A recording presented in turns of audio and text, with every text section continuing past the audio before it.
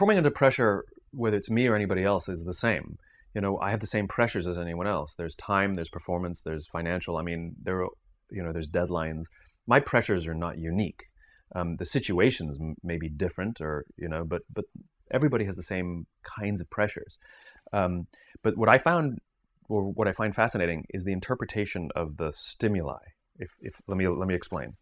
So I was watching the Olympics, this last Summer Olympics, and I was amazed at how bad the questions were that the reporters would ask all the athletes. And almost always, they asked the same question, whether they were about to compete or after they competed.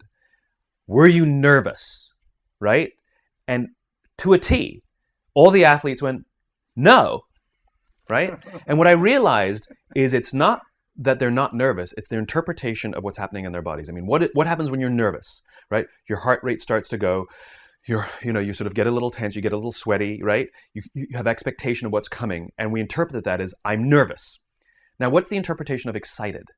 Your heart rate starts to go, you're anticipating what's coming, right? You get a little sort of like tense. It's all the same thing. It's the same stimuli, except these athletes, these Olympic quality athletes, have learned to interpret the stimuli that the rest of us would say is nervous as excited. They all say the same thing. No, I'm not nervous. I'm excited. And so I've actually practiced it just to tell myself when I start to get nervous that this is excitement. Yeah. And so I used to speak in front of a large audience and somebody would say, how do you feel? I used to say, a little nervous.